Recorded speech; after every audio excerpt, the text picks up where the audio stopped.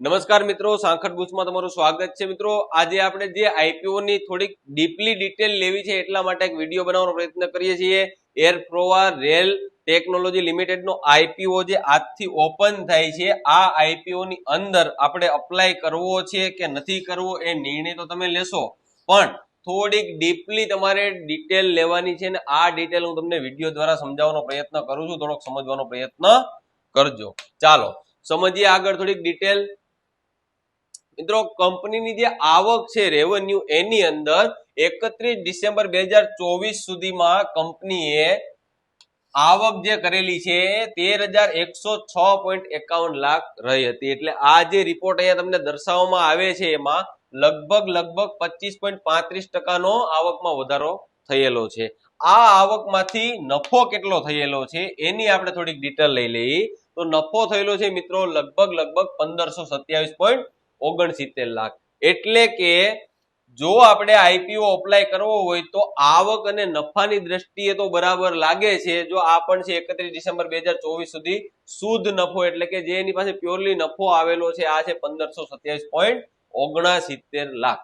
હવે મિત્રો જે અત્યારે પેટ માર્જિન બતાવે છે એ છે અત્યારે 11.66%. તો હવે આપણે થોડુંક ડીપમાં જવાનું છે કે ભાઈ આઈપીઓ અપ્લાય કરીએ છીએ અને આઈપીઓ અલોટમેન્ટ મળે છે તો પછી શું કરવું. તો આ નાણાકીય રિઝલ્ટ જે તમે આપણી આઈપીઓ ની પીડીએફ હોય, પીપીટી હોય, એમાં તમે દરેક વખતે જોતા હોય, તમને ન સમજાતું તેનો ઉપયોગ કેવી રીતે કરવો, તમારે ખાસ જોવાનું કે કંપની ઉપર લેણું છે કે નહીં અને છે તો કેટલું છે. જો અહીંયા એક દર્શાવવામાં આવેલો આંકડો છે કે કંપની ઉપર કર્જ અત્યારે આ એક આંકડો છે, આ 31 ડિસેમ્બર 2024 સુધીનો આંકડો અહીંયા લાવવામાં આવેલો છે.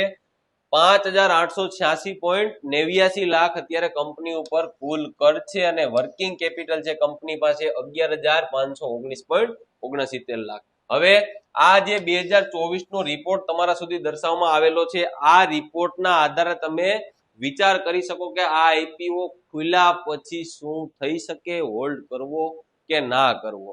અને મિત્રો પ્રશ્નોના જવાબ જ્યારે ન મળતા હોય ને ત્યારે આપણે ડિફિકલ્ટી મહેસૂસ કરતા હોય કે હવે શું કરવું. તો એના માટે જરૂરી છે કે તમે આ વિડીયો જોતા રહો, યા તો આપણી રીલ છે એમાંથી આ પીપીટી છે ને થોડીક વ્યવસ્થિત વાંચો, જેથી કરીને તમને થોડો આઈડિયા આવશે.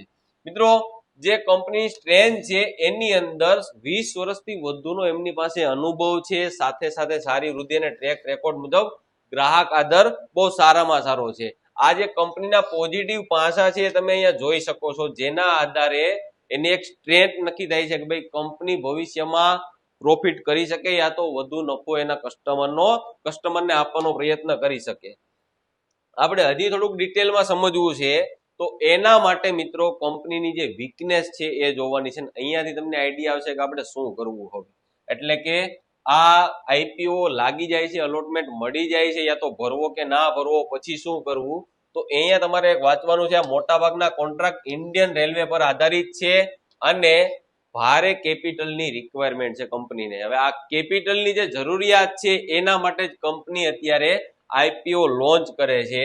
અને સૌથી મહત્વની વાત એ છે કે કંપનીની પોતાની રજિસ્ટર ઓફિસ નથી, એટલે કે જે અત્યારે રજિસ્ટર ઓફિસ છે એ કંપનીની માલિકીની નથી. હવે માલિકીની ઓફિસ નથી તો ત્યાંથી એક પાસું આપણે એવું વીક જોઈ શકીએ કે કંપની પાસે કંઈક ફંડની કમી હોઈ શકે, યા તો પછી એનું વિઝન શું હોઈ શકે એ તમે વિચારવાનો પ્રયત્ન કરો અથવા તો સમજવાનો પ્રયત્ન કરી શકો.